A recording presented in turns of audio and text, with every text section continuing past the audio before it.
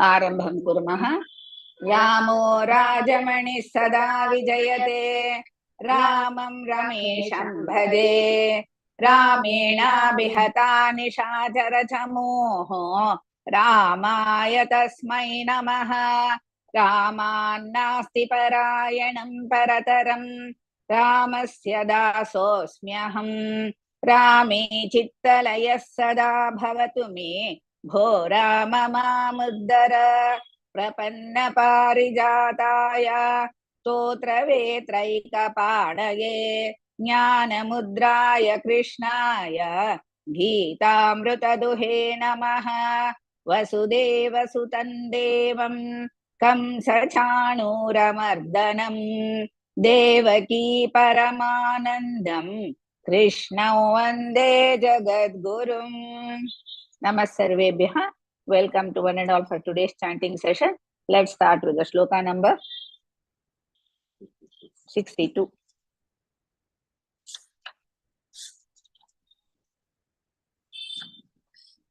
Lakshmi KG भगिनी नमस्ते।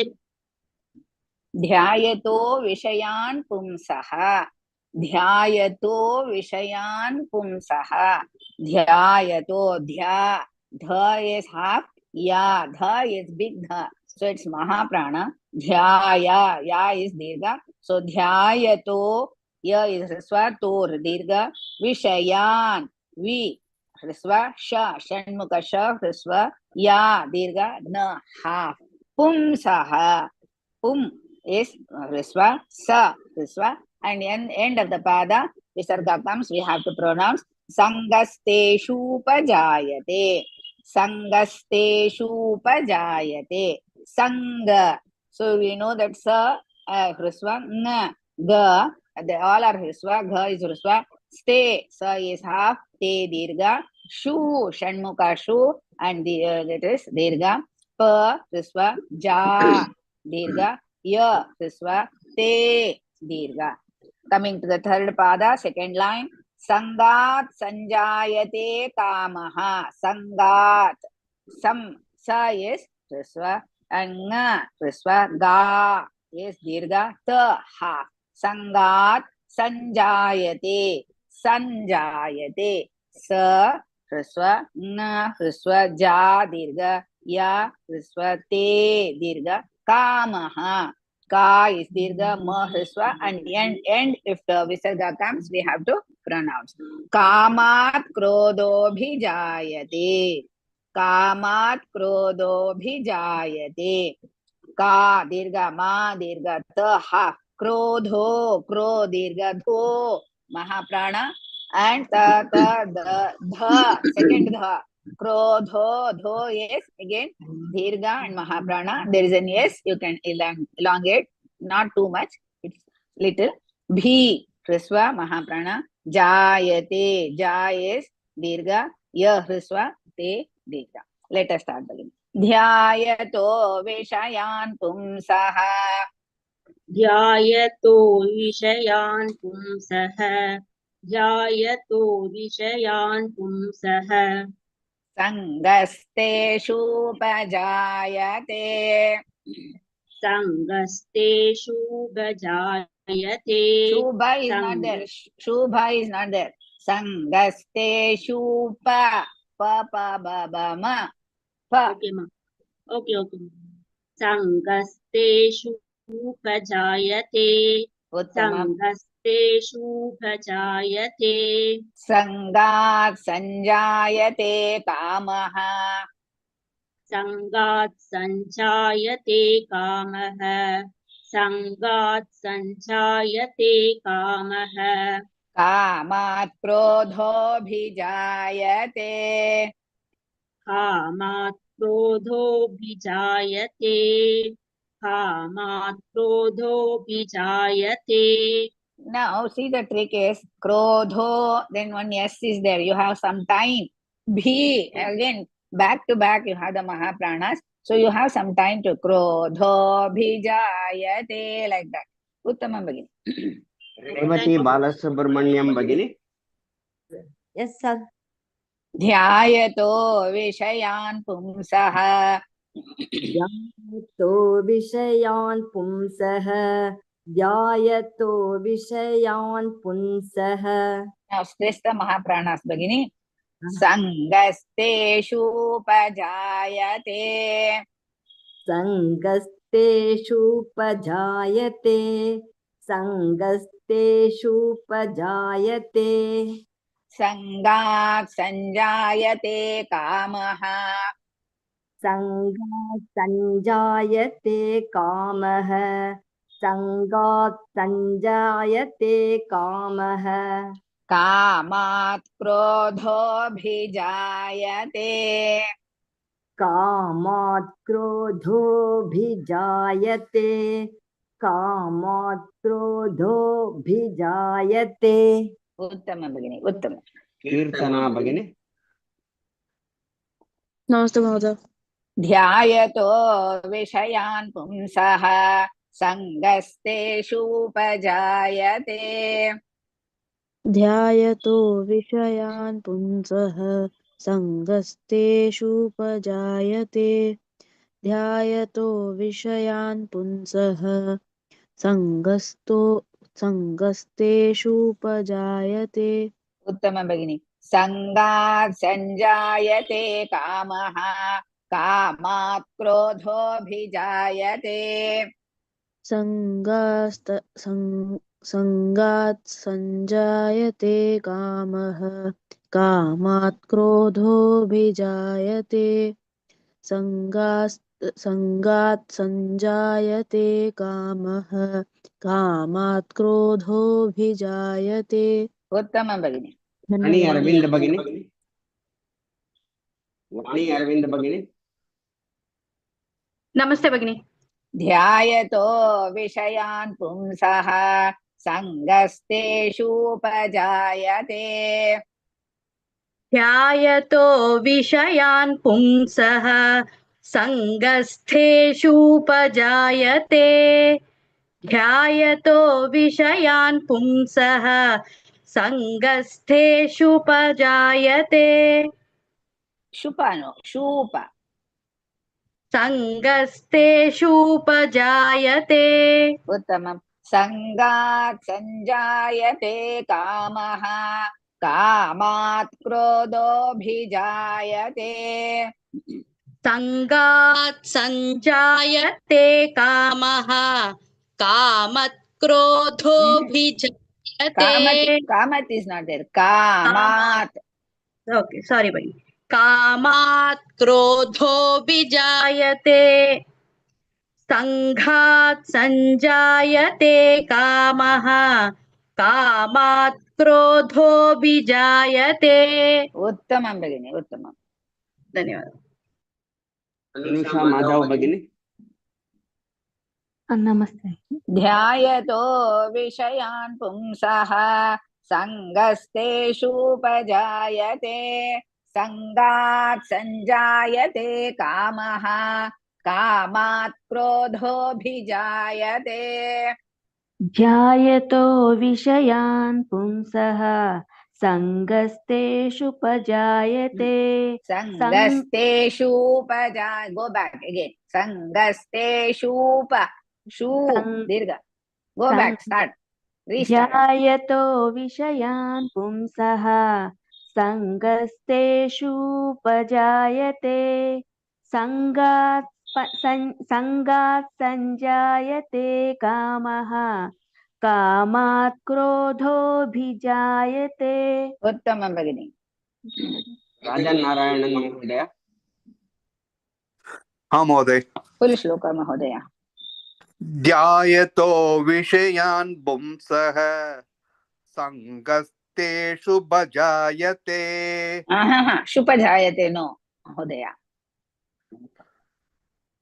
ध्यायतो okay ध्यायतो विषयान् पुंसः सङ्गस्तेषु भजायते सङ्गात् सञ्जायते कामः कामात् क्रोधोऽभिजायते उत्तमं महोदय शङ्गात् नो सङ्गात् मेक इट योरसेल्फ करेक्ट ओके उत्तमं Next, we'll move on to the next one, shloka number 63. V Radha ಭಗಿನಿ.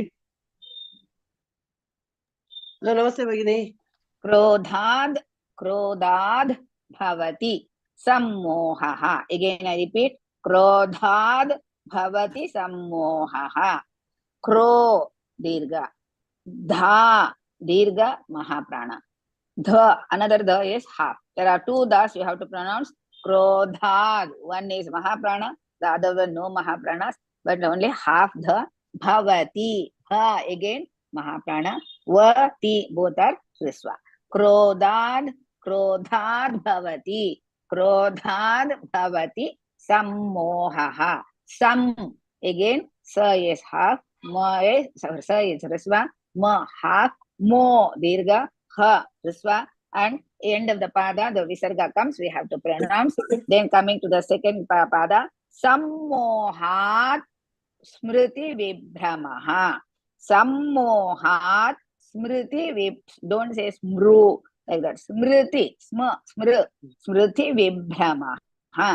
Sam, sa is hrisva, ma half, mo dirgha, ha dirgha, ta half, smriti, both are hrisva, vibhramaha, vi hrisva, bhra, bha and ra together samyuktakshara, but bha is mahaprana, ma hrisva, and end of the pada, hrisva, the visargas are there, two dots, you have to pronounce. Coming to the second line, third pada, smriti bhramshad buddhinashaha. Please add two dots after buddhinasha. Smrit, I repeat, add two dots, that is visarga after buddhinasha. Buddhinasho might be there, so scratch it and say just buddhinashaha. Smriti bhramshad buddhinashaha.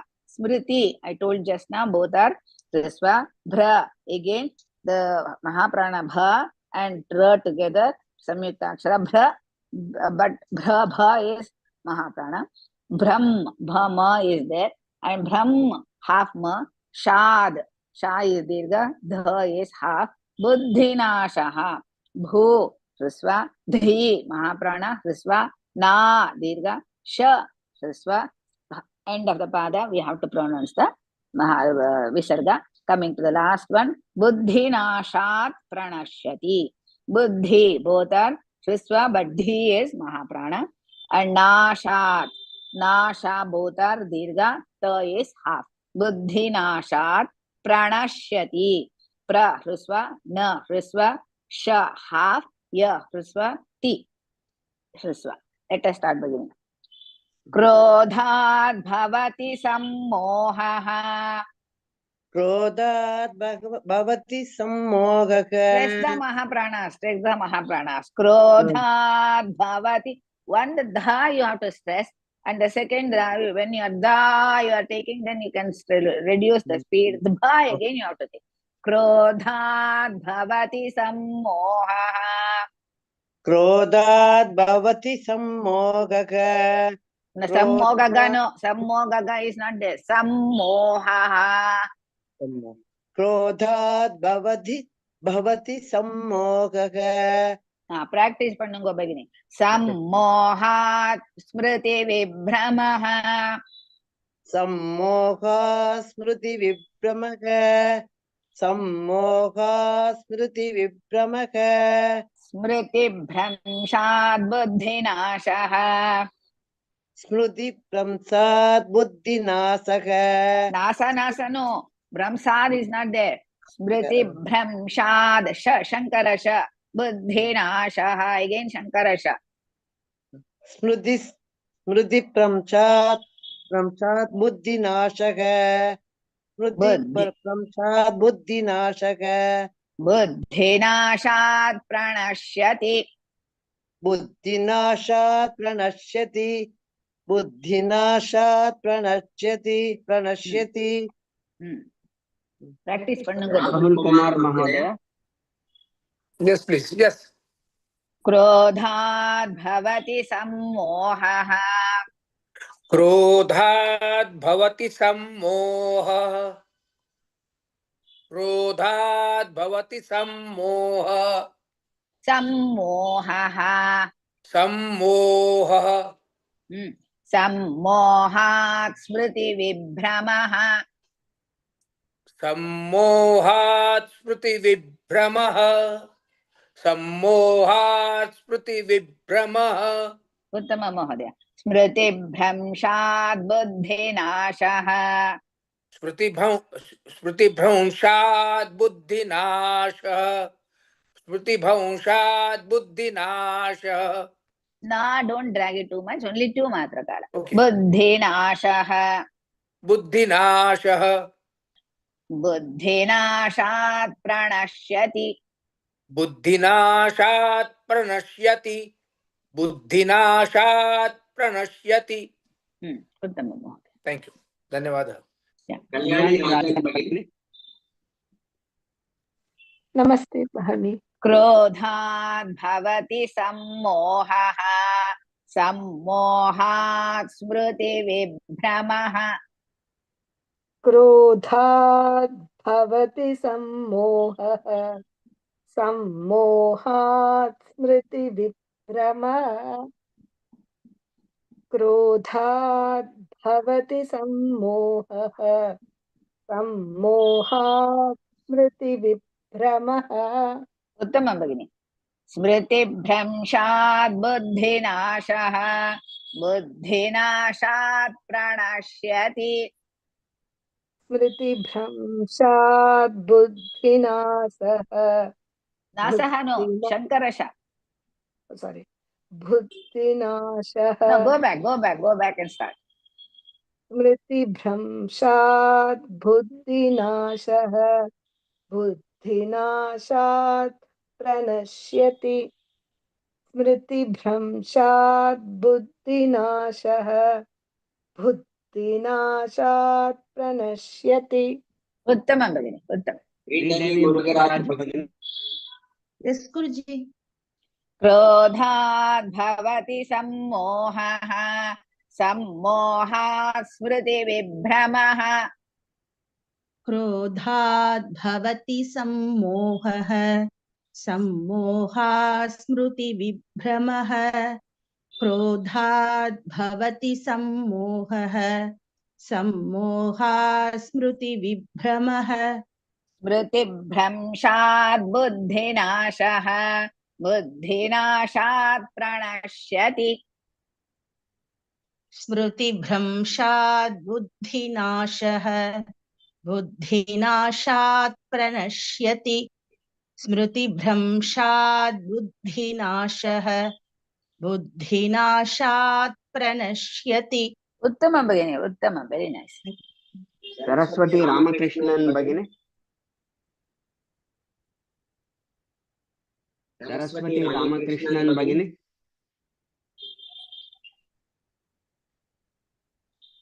रूपा शंकर भगिनी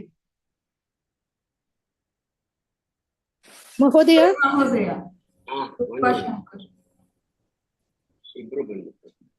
can I से सरस्वती या क्रोधात् भवति सम्मोहः सम्मोहात् स्मृतिविभ्रमः स्मृतिभ्रंशात् बुद्धिनाशः बुद्धिनाशात् प्रणश्यति क्रोधात् भवति सम्मोहः सम्मोहात् स्मृतिविभ्रमः स्मृतिभ्रंशात् बुद्धिनाशः बुद्धिनाशात् प्रणश्यति उत्तम भगिनी उत्तम भगिनी ಈಗ ರೂಪಾ ಶಂಕರ್ ಭಗಿನಿ यस महोदय फुल श्लोक भगिनी क्रोधात् भवति सम्मोहः सम्मोहात् स्मृतिविभ्रमः स्मृतिभ्रंशात्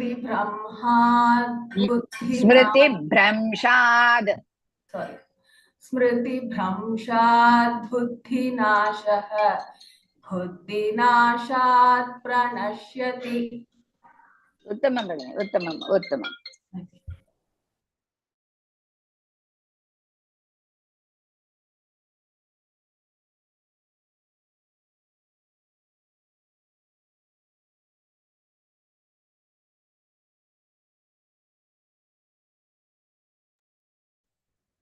Now, Krishna says in the previous shloka, as a person contemplates sense objects, attachment for them arises. That is ase. Sangat sanjayate kamaha. So they will get attracted to the words, the material objects. Then from the attachment, desire, akanksha will start. From the desire, kama krodho bijayate. From the desire, anger arises. From the anger, it leads to clouding of judgment, that you cannot think. The memory will lose. When the memory is not thinking, the intellect get destroyed. When the intellect get destroyed, they will be ruined. So this is how people, buddhi nasha, how they lose their temper and that, and argument, fighting, everything starts. So this is what Lord Krishna advises, that nobody should get angry in the first minute, because angry leads to destroy. They will be destroyed. In the anger mood, they will do something bad. They will not think very well what to do. So the thinking will go. So this is what Lord Krishna says. We'll move on to the next one.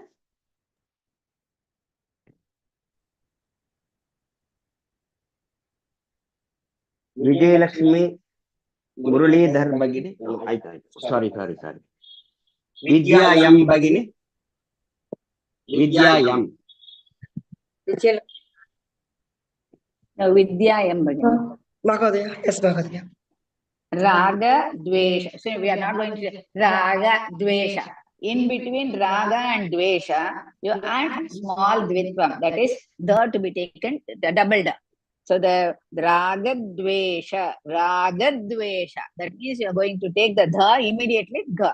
So Raga, we are not going to say Raga, Dvesha like that. Raga, Dvesha, Viyuktaistu. Raga, Dvesha, Viyuktaistu. Ra, dirgha, gha, hrisva, and then dve, the is half, and ve, it is samyuktakshara a, that is dirgha, sha, shanmukha, sha, hrisva, vi, hrisva, yu, hrisva, tai, viyuktaistu, ka, half, ka, then tai, hrisva, stu, sa, half, and then tu, it is hrisva. Raga, dvesha, viyuktaistu. Raga Dvesha Viyuktaistu. If you want, you can put a comma after Raga Dvesha. Coming to the second pada, Vishayan Indriyaischaran. If you want, you can put after this one Vishayan Indri, comma Yaischaran. But don't stop, it is one full word. Vishayan Indriyaischaran. Vishaya, Vi, Hrisva, Sha, Shanmukha, Sha, Hrisva, Ya, Dirgha, Ni, Hrisva. Nindri, na, half na is there. Dri, dra and dra together, samyuktakshara. Yai, hrisva. Sharan, half sha followed by cha. So Yaischaran, Shankara sha and cha, chatri cha. So ra, hrisva, na, half na. That is halantana. Coming to the second line, third pada. Atma vashyair vidheyatma. I should hear that ra also, half ra. Atma vashyair, comma. Vidheyatma. Atma, a, big a. Tma, ta, half, ma, hrisva, va, hrisva, shyai. Sha is half, yai is there, that is also hrisva. Vi, hrisva, sorry, ra, half, vi, hrisva, dhe, mahaprana, and dirgha, and ya, dirgha. Tma, ta is half, ma, dirgha. And prasada madhigacchati. Fourth pada. Prasada, pra, hrisva, pa and ra together, samyuktakshara. Sa, dirgha, dha, hrisva, ma, hrisva, dhi, mahaprana, hrisva, dha, hrisva, cha. Two chas are there. The small cha as well as big cha. Gacha. So it's mahaprana. Gachati. Ti is gachati. Like that you will say. Ti is hrisva. Gachati. That's all. So let us start beginning. Ragadvesha viyuktaistu. Ragadvesha viyuktaistu. Ragadvesha viyuktaistu. Uttamam beginning. Vishayanindriyaischaran. विषयानिन्द्रियैश्चरन् विषयानिन्द्रियैश्चरन् उत्तमम् आत्मवश्यैर्विधेयात्मा आत्मवश्यैर्विधेयात्मा आत्मवश्यैर्विधेयात्मा उत्तमम् nowhere break प्रसादमधिगच्छति प्रसादमधिगच्छति प्रसादमधिगच्छति उत्तमम् बालसरस्वती भगिनी बालसरस्वती भगिनी हरि ओम गुरुजी रागद्वेषवियुक्तैस्तु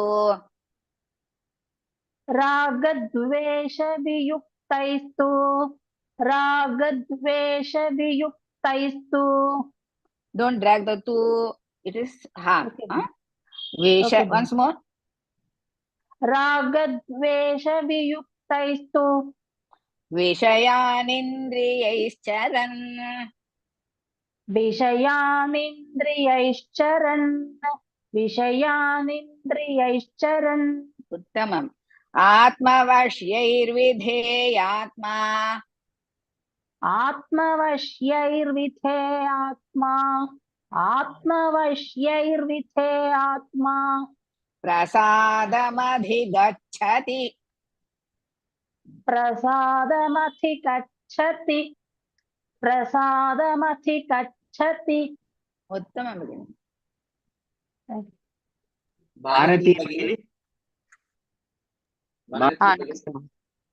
रागद्वेषवियुक्तैस्तु विषयानिन्द्रियैश्चरन् रागद्वेषवियुक्तैस्तु विषयानिन्द्रियैश्चरन् रागद्वेषवियुक्तैस्तु विषयानिन्द्रियैश्चरन् उत्तमं भगिनि आत्मवश्यैर्विधेयात्मा प्रसादमधिगच्छति आत्मवश्यैर्विधेयात्मा प्रसादमधिगच्छति आत्मवश्यैर्विधेयात्मा प्रसादमधिगच्छति नो स्टॉप प्रसादमधिगच्छति आत्मवश्यैर्विधेयात्मा प्रसादमधिगच्छति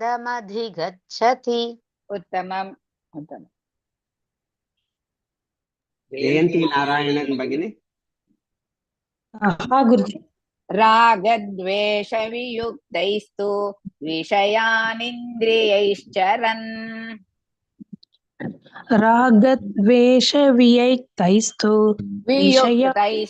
वियुक्तैस्तु रागद्वेषवियुक्तैस्तु विषयानिन्द्रियैश्चरन् रागद्वेषवियुक्तैस्तु विषयानिन्द्रियैश्चरन् उत्तमं भगिनि आत्मवश्यैर्विधेयात्मा प्रसादमधिगच्छति आत्मवश्यैर्विधेयात्मा प्रसादमधिगच्छति आत्मवश्यैर्विधेयात्मा प्रसादमधिगच्छति उत्तमं भगिनि उत्तमम् पल्लवी गणेश भगिनी पल्लवी गणेश भगिनी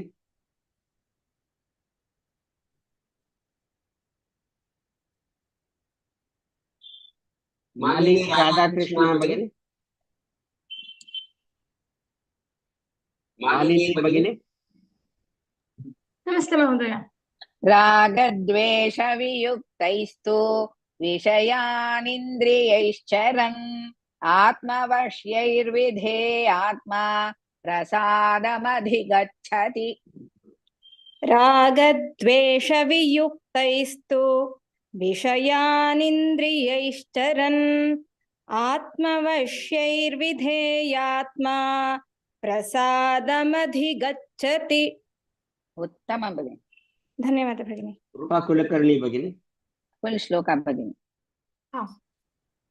रागद्वेषवियुक्तैस्तु विषयानिन्द्रियैश्चरन् आत्मवश्यैर्विधेयात्मा प्रसादमधिगच्छति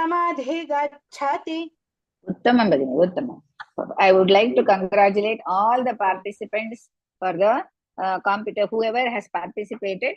I would like to congratulate them. And not only that, and winning is not this one. You will learn more and more and with accurate pronunciation. I'm very happy that you have all participated. Kindly participate. Whether you win or not is okay. Let's move on to the okay. Yeah. In this shloka, he has explained that kama, krodha, we should not have. Now, Lord Krishna says, anyone who is self-controlled, free from attraction and repulsion, with his senses and restraint, through though moving among objects, attains peace and grace of God. If you don't get angry, if you have self-control, if you are free from attraction, God will always love you. It's what this shloka says. Let's move on to the next one. One Padma Bhagini. Namaste. Prasade sarva dukkhana. I just read why, because I wanted to show how the dukkhanam comes. Prasade, pra, pa and ra together, samyukta akshara hrisva, sa, de, dirgha, de, dirgha, sarva dukkhanam. Sarva, sa, hrisva, ra, half, va, hrisva, du, and there is visarga. So whenever ka comes, big ka or small ka, ha should be used. Sarva dukkhanam. Dukkhanam. Du is Rasva. Kha, Mahaprana and Dirgha. And Ha comes in between. Nam. Na is Dirgha. Makara only in the end of the Pada. Hani rasyopajayate. Coming to the second Pada. Hani rasyopajayate. Ha, Dirgha. Ni, Risva. Ra, Risva. Syo, Sa is Ha. Yo, Dirgha. Pa, Hrisva, Ja, Dirgha, Ya, Hrisva, Te, Hani rasyopajayate. Coming to the second line, third pada, Prasanna chetaso hyashu. Hya, Ha and Ya together. Hyashu. Don't say hashu, or something. Hashu. Prasanna, pra, pa and ra together, samyukta akshara. Hrisva, sa, hrisva, na. Two double nas are there. One half na and one full na. Prasanna. Just stress, don't stress too much. Chetaso, che is dirgha, ta hrisva, so dirgha, hyashu, hya, ha and half ha, that is here together. Hya, dirgha, shu is hrisva. Coming to the last pada, fourth one, buddhihi paryavatishthate. To remove the visarga after buddhihi, buddhi, then next letter is pa. So as a result, buddhif paryavatishthate. Buddhif paryavatishthate. Buddhi, bhu is risva, dhi, mahaprana and risva, da and dha together. So dhi, first the da is half da, then comes the second dha, and paryavatishthate. Pa risva, ra half, ya risva, va risva, ti risva, shtha, shanmukha sha and tha. So it's Mahaprana and The is Dirgha. Let us start beginning. Prasade sarva dukkhanam. Prasade sarva dukkhanam. Dukkhanam. Ha should also be heard. Dukkhanam. Dukkhanam. Prasade sarva dukkhanam. Uttamam. Hanirasyopajayate. Hanirasyopajayate. Hanirasyopajayate. Uttamam. Prasanna chetaso hyashu. Prasanna chetaso hyashu. Prasanna chetaso hyashu. Uttamam. Buddhif paryavatishthate. Buddhif paryavatishthate. Stress. Buddhif paryavatishthate. Second tha. Buddhif paryavatishthate. Tha, no? So tha, second tha. Buddhif paryavatishthate. Buddhif paryavatishthate. Uttamam, Bhagini, uttamam. धन्यवाद प्रमोद महेश्वरी भगिनी महोदय प्रमोद महेश्वरी महोदय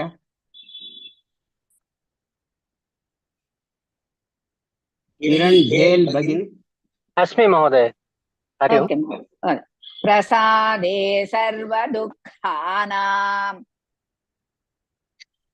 प्रसादे सर्वदुःखानां प्रसादे सर्वदुःखानां उत्तम महोदय हानिरस्योपजायते हानिरस्योपजायते हानिरस्योपजायते प्रसन्नचेतसो ह्याशु प्रसन्नचेतसो ह्याशु प्रसन्नचेतसो ह्याशु उत्तम महोदय बुद्धिः पर्यवतिष्ठते बुद्धिः पर्यवतिष्ठते बुद्धिः पर्यवतिष्ठते Uttama Mahodaya, I would like you also to join for the competition as well as for the practice session. You're reciting so well. Do it, Mahodaya. And it's now winning is not the one. Then participation is more important. Then you will learn more. Practice. I couldn't participate in competition. Timing was not matching. That's why. Okay. Okay. Yeah. Kiran झेल भगिनी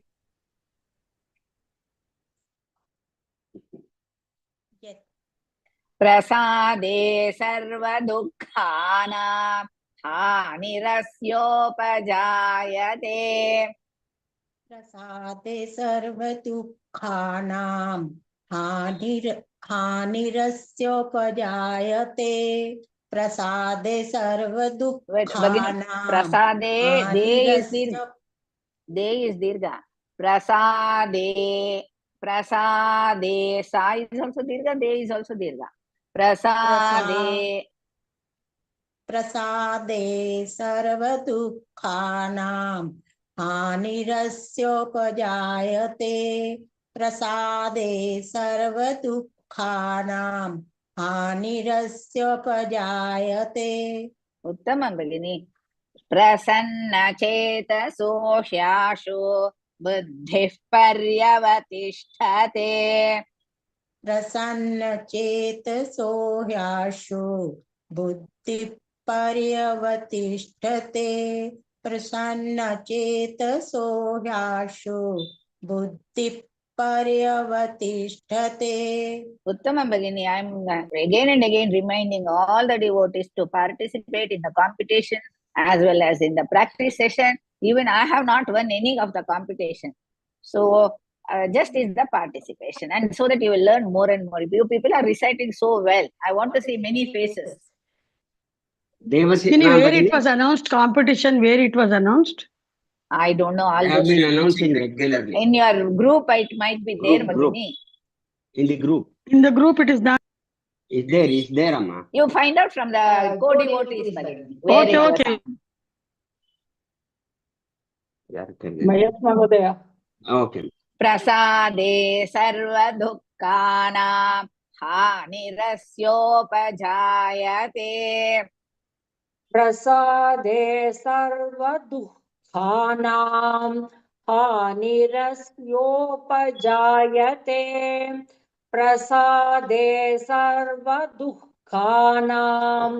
हानिरस्योपजायते उत्तम भगिनी प्रसन्नचेतसो ह्याशु बुद्धिः पर्यवतिष्ठते प्रसन्नचेतसो ह्याशु बुद्धिः पर्यवतिष्ठते प्रसन्नचेतसो ह्याशु बुद्धिः पर्यवतिष्ठते उत्तमं भगिनी Padmavati Bhagini.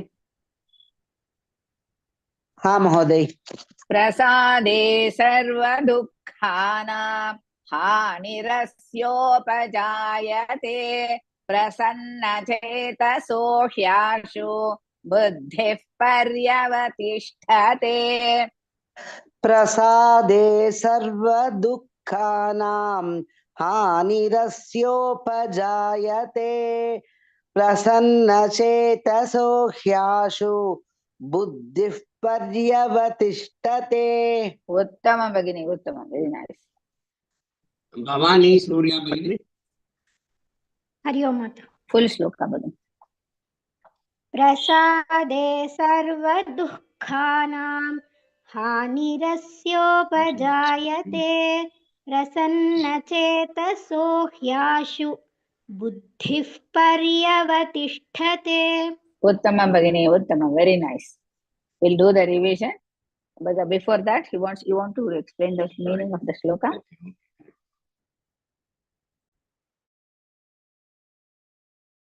In this shloka, by Lord's grace comes the peace in which all sorrows will end, and the intelligent person, such a person of good mind, soon becomes firmly established in God.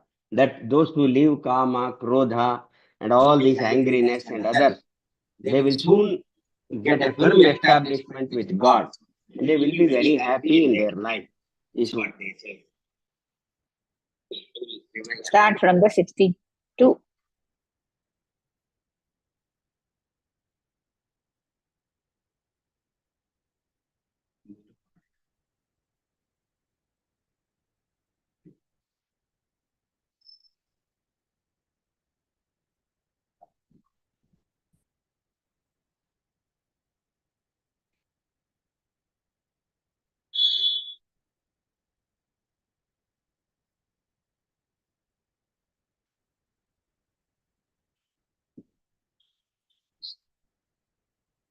Swarnalata Bhagini. You want me to recite or you will try Bhagini? I will try. Uttama. ध्यायतो विषयान् पुंसः संगास्तेषुपजायते संगात् संजायते कामः कामात् क्रोधोऽभिजायते. Kindly recite the first line. ध्यायतो विषयान् पुंसः संगास्तेषुपजायते. Sangha is not there. Sangasteshupajayate. Sangasteshupajayate. Uttama. Uttama Bhagini. Practice, you will get it. We move on to the next one. The shloka number 63. Renu Joshi Bhagini. नमस्ते गुरुजी. क्रोधात् भवति सम्मोहः सम्मोहात् स्मृतिविभ्रमः स्मृतिभ्रंशात् बुद्धिनाशः बुद्धिनाशात् प्रणश्यति. Uttama Bhagini.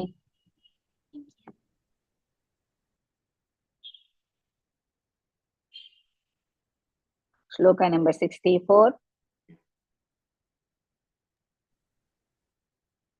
Savita Pradeep Bhagini. Savita Pradeep Bhagini. Yes, sir. रागद्वेषवियुक्तैस्तु विषयानिन्द्रियैश्चरन् आत्मवश्चैर्विधेयात्मा प्रसादमधिगच्छति. Kindly recite the second line, Bhagini. आत्मवश्यैर्विधेयात्मा प्रसादमधिगच्छति. Uttama Bhagini. Uttama.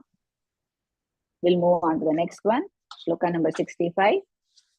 Ananta Lakshmi Bhagini. हाँ भगिनि. प्रसादे सर्वदुःखानां हानिरस्योपजायते प्रसन्नचेतसो व्याशु बुद्धिः पर्यवतिष्ठते. Once more the second line, Bhagini. प्रसन्नचेतसो ह्याशुः. Hashuhu is not there. ह्याशु. प्रसन्नचेतसो ह्याशु बुद्धिः पर्यवतिष्ठते. Uttamam Bhagini. Let me recite the shlokas that we have covered today. Dhyayato Vishayan Pumsaha Sangasteshu Pajayate Sangat Sanjayate Kamaha Kamat Krodho Bhijayate Krodad Bhavati Sammohaha Sammohat Smriti Vibhramaha स्मृतिभ्रंशात् बुद्धिनाशः बुद्धिनाशात् प्रणश्यति रागद्वेषवियुक्तैस्तु विषयानिन्द्रियैश्चरन् आत्मवश्यैर्विधेयात्मा प्रसादमधिगच्छति